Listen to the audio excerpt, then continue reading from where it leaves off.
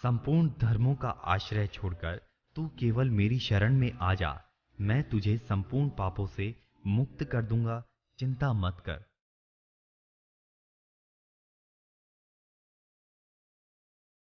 स्वयं कृष्ण के शरणागत हो जाना संपूर्ण साधनों का सार है।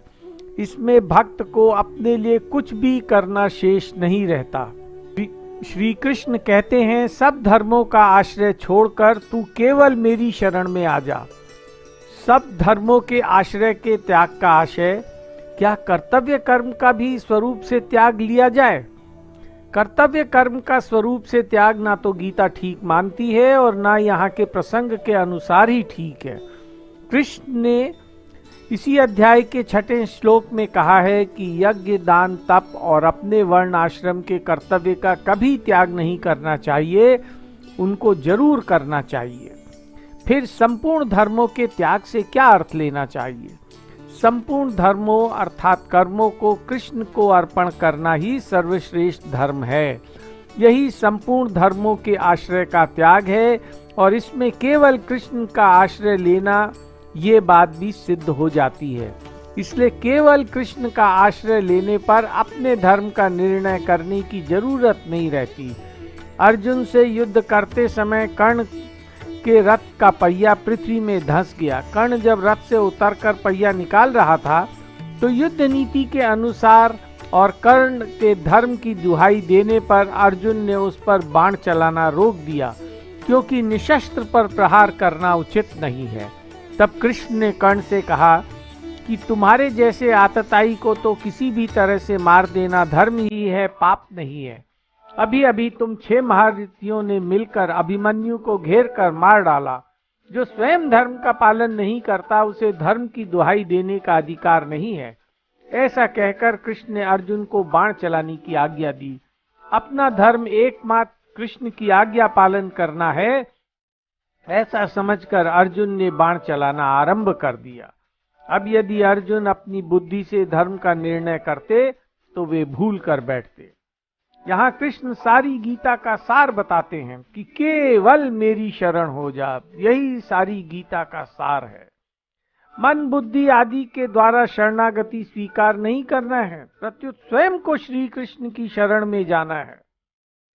स्वयं के शरण में जाने पर मन, बुद्धि, इंद्रियां और शरीर स्वतः उनकी शरण में हो जाएंगे। फिर मैं तुझे संपूर्ण पापों से मुक्त कर दूंगा।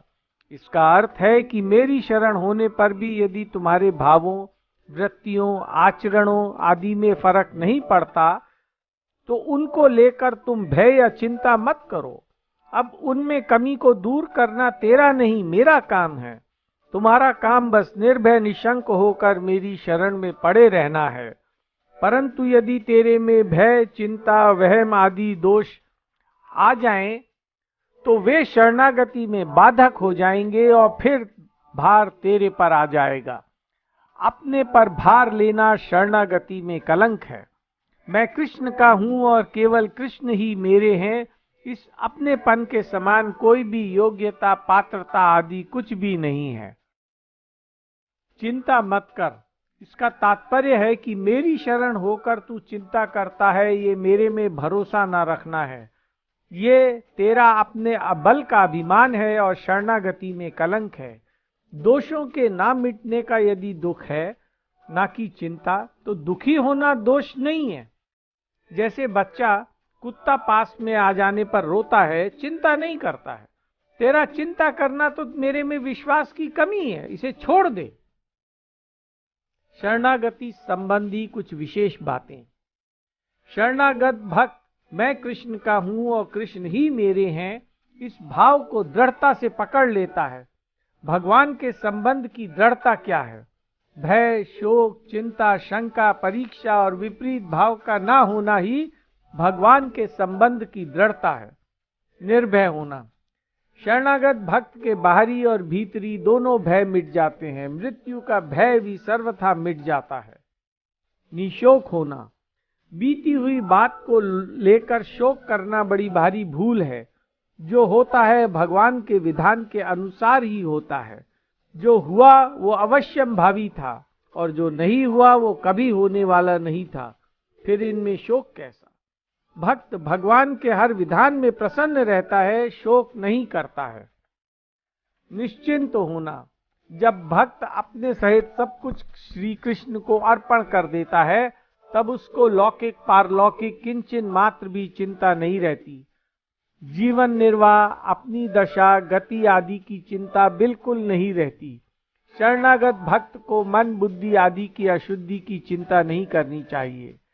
किसी कारणवश रत्तियों में यदि अशुद्धि लगे तो आर्त भाव से कृष्ण को पुकारना चाहिए, फिर निश्चिंत होकर कृष्ण के चरणों में गिर जाए और कहे, हे नाथ, ये सब आपके हाथ की बात है, आप जाने। जब श्री कृष्ण कहते हैं कि मैं संपूर्ण पापों से छुड़ा दूंगा, तो क्या वृत्तियों को शुद्ध करने के लिए मुझे भी कुछ करना होगा? कृष्ण, मैं तो बस आपका हूं। निशंक होना, कृष्ण का मैं हुआ कि नहीं, उन्होंने मुझे स्वीकार किया या नहीं, ये संदेह ना करें। मैं तो केवल कृष्ण का हूं, उनसे अलग हो सकता ही नहीं, क्योंकि कृष्ण ने कहा है जीव मेरा ही अंश है। परीक्षा ना करना, कृष्ण की शरण होकर ऐसी परीक्षा ना करें कि जब मैं कृष्ण के शरण हो गया हूं तो मेरे में ऐसे ऐसे लक्षण घटने चाहिए। गुणों की अपने में कमी दिखे तो आश्चर्य करें कि मेरे में ये कमी कैसे रह गई। ऐसा भाव आते ही वो मिट जाएगी। विपरीत धारणा ना करें। कृष्ण भक्त में ये विपरीत धारणा नहीं होनी चाहिए कि मैं कृष्ण का नहीं हूं, क्योंकि ये मेरे मानने अथवा ना मानने पर निर्भर नहीं है। कृष्ण का और मेरा संबंध अटूट, अखंड और नित्य है। मैंने इस संबंध की तरफ ख्याल नहीं किया, ये मेरी गलती थी। अब ये गलती मिट गई। शरणागत भक्त को ऐसी चिंता भी नहीं करनी चाहिए कि अभी कृष्ण के दर्शन नहीं हुए, उनके चरणों में प्रेम नहीं हुआ। भक्त को तो अपनी सब क्रियाएं भगवान पर ही छोड़ देनी चाहिए, उनकी मर्जी पर छोड़ देनी चाहिए। शरणागत संसार की तरफ से हाथ पैर समेटकर केवल भगवान का चिंतन, नाम जप आदि करते हुए भगवान की तरफ ही देखता है। भगवान के हर विधान में प्रसन्न रहता है, अपने मन को और कहीं नहीं लगाता। एक बार एक नेत्रहीन संत हाथ में लाठी पकड़े यमुना के किनारे किनारे चले जा रहे थे। नदी में बाढ़ के कारण नदी का एक किनारा पानी में गिर पड़ा तो बाबा जी भी गिर पड़े। दिखता था नहीं, फिर तैरें तो किधर तैरें। उन्हें शरणागति की बात याद आई और उन्होंने प्रयास रहित होकर शरीर को ढीला छोड़ दिया। अचानक उन्हें ऐसा लगा कि किसी ने हाथ पकड़कर किनारे पर डाल दिया। वहां दूसरी लाठी मिल गई और वे पुनः उसके सहारे चल पड़े। तात्पर्य यह है कि कृष्ण की शरण होकर भक्त को अपने लिए कुछ नहीं करना होता। कृष्ण के ही शरण होने का रहस्य ये है कि उनके अनंत गुण हैं, प्रभाव हैं, लीलाएं हैं, नाम है, धाम है, माधुर्य है, सौंदर्य है। इन विभूतियों की तरफ भक्त देखता ही नहीं। उसका यही भाव रहता है कि कृष्ण मेरे हैं और मैं कृष्ण का हूं। अगर वो गुण प्रभाव आदि की तरफ देखकर उनकी शरण लेता है तो वास्तव में वो गुण प्रभाव आदि के शरण हुआ है, कृष्ण के शरण नहीं हुआ है। परंतु इन बातों का उल्टा अर्थ ना लें, अर्थात कृष्ण के गुण प्रभाव लीलाएं नाम आदि की तरफ जाना ही नहीं है, उनको मानना ही नहीं है। ऐसा अर्थ महान अनर्थ करने वाला है। कृष्ण के ही शरण होने का वास्तविक अर्थ है कि वे मेरे हैं। अब उनमें ऐश्वर्य है तो बड़ी अच्छी बात, नहीं है तो भी बड़ी अच्छी बात। वे बड़े दयालु हैं तो बड़ी अच्छी बात, निष्ठुर और कठोर हैं तो बड़ी अच्छी बात। कृष्ण के गुण प्रभाव आदि के शरण होना उसी प्रकार का है जैसे धनी का आदर उसके रुपए पैसे के लिए करते हैं, मिनिस्टर का आदर उसके पद के कारण होता है। कृष्ण के प्रभाव गुण आदि से प्रेम करने वाले को ऐश्वर्य और मुक्ति तो मिल सकती है, परंतु कृष्ण नहीं मिल सकते। कृष्ण को ही प्रेम करने वाला भक्त कृष्ण को पा सकता है।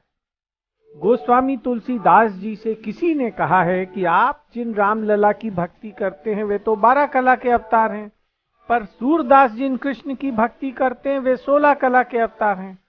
ये सुनते ही तुलसीदास जी उनके चरणों में गिर पड़े और बोले, ओह, आपने तो मेरे ऊपर बड़ी भारी कृपा कर दी।